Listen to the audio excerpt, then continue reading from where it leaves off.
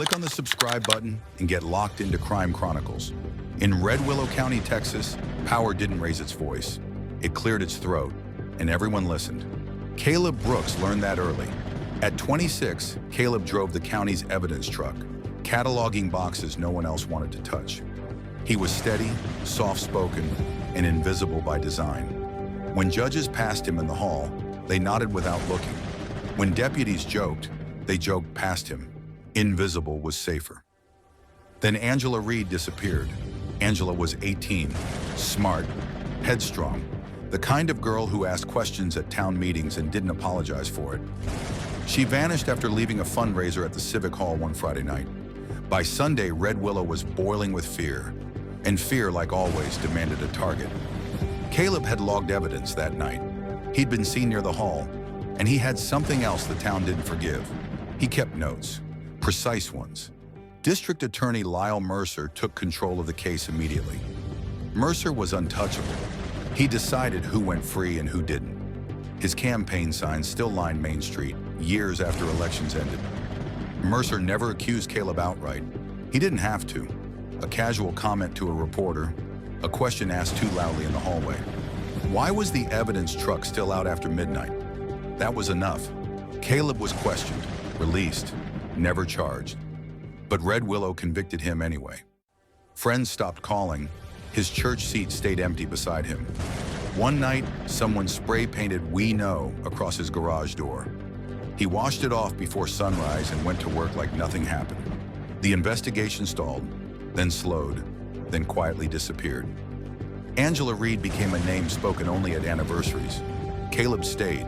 He transferred departments, learned records retention, learned how cases were archived and how they were buried. He learned that evidence doesn't vanish. It's moved, misfiled, renamed, forgotten on purpose. Years passed. Mercer rose higher. Speeches, awards, headlines. Caleb watched and waited. In 2017, Red Willow County announced a massive digitization project. Old case files would finally be scanned, cataloged, and made searchable. Caleb volunteered. Night after night, he scanned yellowed pages and cracked folders. Most were dull, some were tragic. One made his hands stop. Angela Reed's case.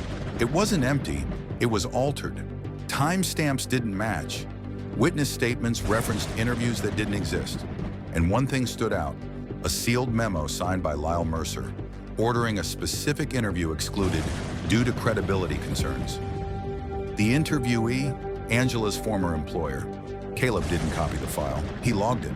Because procedure mattered now, he filed an internal compliance report, dry language, no accusations, just inconsistencies. It triggered an audit. Audits are quiet. Audits don't care about reputations. The state sent an independent review team.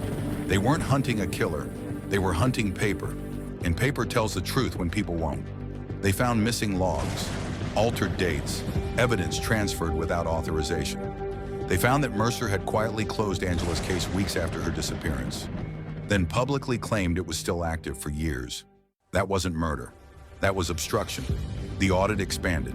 A grand jury was convened, not for the disappearance, but for official misconduct.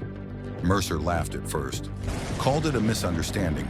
Then a witness came forward, the excluded interview.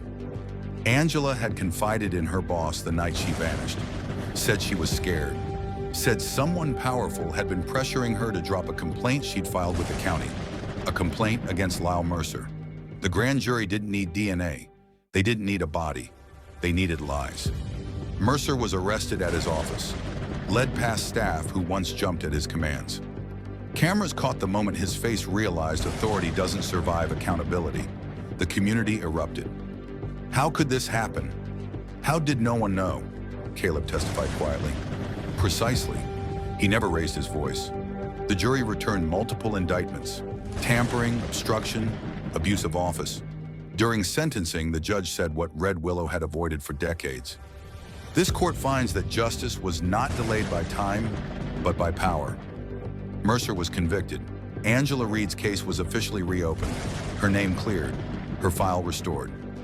Outside the courthouse, reporters finally turned their microphones toward Caleb. "Why didn't you leave?" one asked.